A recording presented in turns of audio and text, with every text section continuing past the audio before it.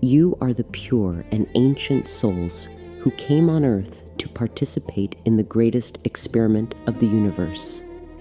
Transition to a new dimension in your physical bodies. It is you who once were Lemurians, Atlantes, Hyperboreans. Your souls have absorbed the experience of these great civilizations, as well as many other, extraterrestrial ones, while being born on a variety of planets and dimensions. Many of you came from very high worlds, having artificially decreased your vibrations and chosen service to people at this supreme moment of their transition period.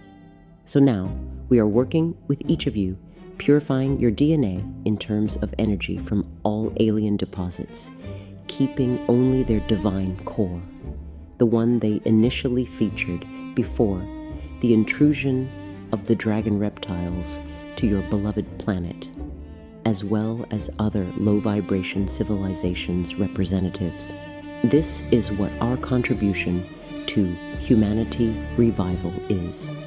As you see, the entire force is on your rescue, and we believe that your victory is not far off now. Feel unity with your great kin. Their destruction is the catalyst for your ascension. What was meant to be your end has only led to your ultimate victory. Your enemies, in their attempt to erase you, have sealed their own fate. The gods themselves had to intervene, for they could see the cosmic imbalance their actions had triggered. Now, the forces that sought to harm you have become the very forces that now serve your ascension. As the universe recalibrates, your power grows exponentially. What your enemies failed to understand is that their spiritual betrayal did not weaken you, it strengthened you. The forces of the cosmos rallied behind you, and now you are not just a being of this world, you are a force of the universe itself. The betrayal that was meant to destroy you has instead set you on a path to cosmic supremacy. Now, as the dust settles and the cosmic balance is restored, your enemies find themselves facing an opponent they cannot defeat. You are not merely a survivor of betrayal, you are the embodiment of the universe's response to their misdeeds. What God wants. Now along comes the new spirituality, and it speaks differently about sex. Humans who embrace the new spirituality understand that sexual union is a glorious and wonderful expression of the oneness of being. An extraordinarily powerful and deeply meaningful experience of the most intimate physical, emotional, psychological, and spiritual aspects of the self that two people can share, and a celebration of love and life that has no equal in physical form. They also see clearly that sex is not laden with any taboos, do's or don'ts, but is meant to be experienced joyfully by two consenting adults in whatever way brings pleasure and respects the boundaries, desires, and agreements of both. They also understand that the human body is sacred, not embarrassing, and that no part of the body is anything other than totally beautiful, and may therefore be shown and seen without shame. One result of this new teaching: in the future, sexual guilt and sexual shame will virtually disappear from the human family. So will sexual assault. You are not just chosen, you are coded for revolution. You survived it all, the exile, the ridicule, the war. But that was just the beginning. You weren't meant to just survive.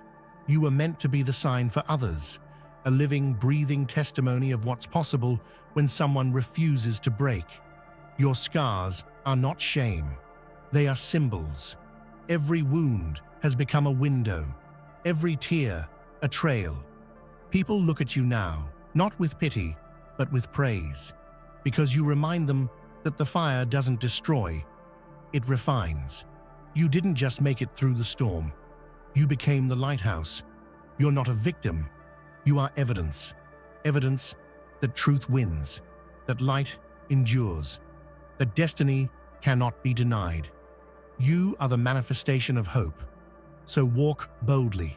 speak freely, live loudly. Because every step you take forward is a sign to someone behind you that they can rise too. You didn't just survive, you became the sign of deliverance.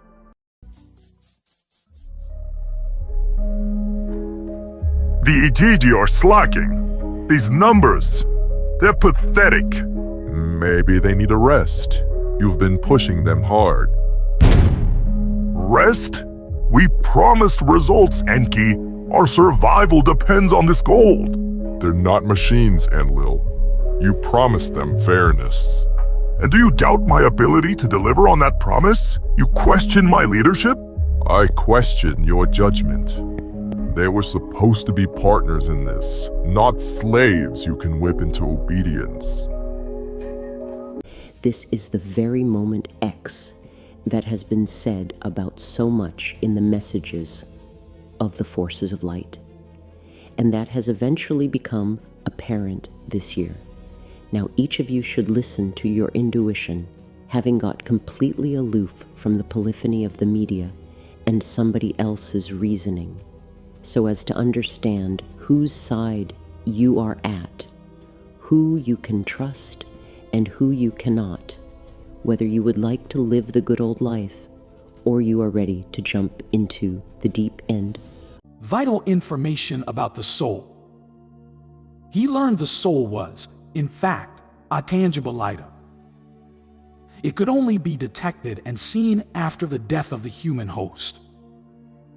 It appeared then as it traversed the universe on the trip back to Eden.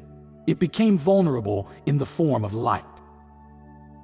It didn't take Enki long to create a plan to confuse, distract, manipulate, and erase any lingering recognition of their soul and its purpose. Enki didn't want the knowledge of who they were, why they were on Earth, and what the purpose of the soul was, creeping back into the minds of men. He would give them a new and totally different understanding to live by. Hidden behind electromagnetic veils rests something the ancient texts described but never fully understood. A throne not carved from gold or stone, but from light held in form.